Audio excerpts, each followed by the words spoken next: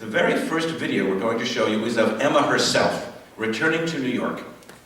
But first I want to say a few words about the man whose work inspired both Elaine and me, the late great historian and writer Howard Zinn.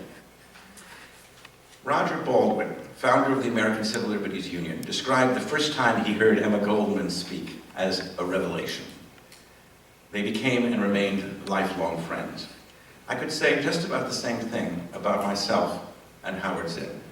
I first heard him speak at the Vietnam War Moratorium on the Boston Common, October 15th, 1969, and it was a revelation. I can still hear him now saying, "I know this is a radical thing to say, and we're not supposed to say radical things, but who runs the city of Boston? Is it the tenants or the landlords?" He was enunciating the very rhetoric of class struggle against economic oppression and inequality that had been shoved aside for so long by the Cold War and McCarthyism, but which SDS and in a later generation, Occupy, would try to revive, as I was trying to do at that very moment with my production of Mark Blitzstein's The Cradle Will Rock at Harvard, the first such production in Boston since Leonard Bernstein's of 40 years earlier. I phoned Professor Zinn and asked him for a copy of his electrifying speech. He said he had spoken entirely extemporaneously, but that the MIT radio had taped it. On a feed from them to the Harvard radio, I managed to get a recording, which I then transcribed. Zinn was ecstatic to see his October 15th remarks reproduced in our program of The Cradle Will Rock in November. And we were ecstatic to see him in the audience opening night, November 6th. Here's some of his words.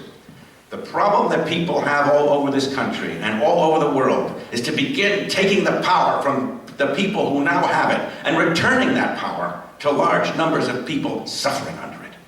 Somehow, on the critical matters, the men of wealth and power and privilege in America make the decisions of life and death for everyone else." Those words of Howard Zinn's, which I reprinted in my Mark Blitzstein biobibliography, could have been said by Emma Goldman.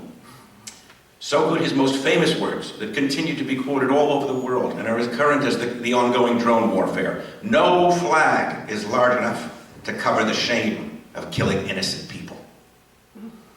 His People's History of the United States, first published in 1980 and then updated in new editions through 2005, features, among other things, themes that would inspire several works of mine and of which he was tremendously personally supportive.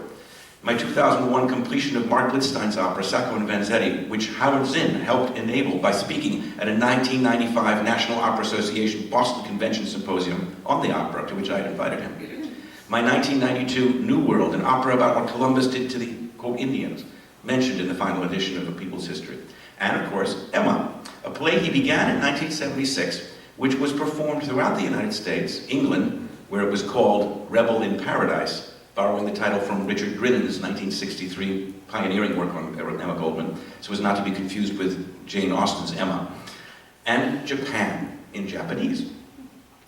While living in Europe, I read about Howard's play being given in a benefit performance in New York for the Emergency Civil Liberties Committee, ECLC, the organization my father and mother belonged to, that had defended victims of McCarthyism when the ACLU had been too afraid to do so. I wrote to Howard asking for a copy, which he sent me in typescript. In 1984, I decided to try musicalizing it with an American writer and poet I heard read at the America House in Berlin, in West Berlin, Karen Ruoff Kramer, director of the Stanford University Berlin Studies program. Howard was quite enthusiastic at first, but after we sent him a sweatshop song that was later cut, and what I thought would be a title song, Emma, which you'll hear Helene sing in a little while, he wrote honestly that he was not very enthusiastic. And he was right. Emma was not a title song. And our approach to the piece, taking material directly from his script, was not working. Sometimes setting a play literally, the way Mussorgsky set the first act of Gogol's Marriage, and Dargomishky set Pushkin's Rusalka, which will be giving its US premiere in memory of my mother at Queens College, November 22nd, can be wonderful. But sometimes it can just be weird and unwieldy, as Rimsky-Korsakov complained about Dargomishky's literal setting of Pushkin's The Stone Guest, even as Rimsky completed that unfinished manuscript. At any rate, I wrote Howard that we accepted his criticism, and felt that above and beyond his work, we could find a lot more in Emma's own writing, which was public domain, and would go our own way while acknowledging the inspiration he had been to us. He accepted that with good grace. And indeed, when Southend Press published his play in 1986, he autographed a copy to Leonard, whose wonderful musical on Emma, E.G., I've just heard, Howard, 1986. And 3 years later, he helped arrange for a performance at Boston University and attended one at Brandeis. Now, there's an interesting sideline to the Brandeis performance, which was not well attended, but prompted this review of, quote, a musical about perhaps the greatest American revolutionary ever, Emma Goldman, in the student newspaper, The Justice, by an undergraduate named David Weinstein. Quote, Howard Zinn, perhaps the foremost radical historian and social critic in the country, was at the Castle Commons Thursday night. So was Joyce Antler, Brandeis Women's Studies professor. Emma Goldman was there, sitting in a big chair and telling us about her problems getting into America. Her lover and fellow anarchist Alexander Berkman sat next to her playing piano and spouting wisdom. Okay, so the last two people were actors. That's not the point. The question is, where the hell were you? Years later, when PBS did a special on Emma Goldman, I called Howard and asked him, where was any mention of your play? He responded, and where was your music?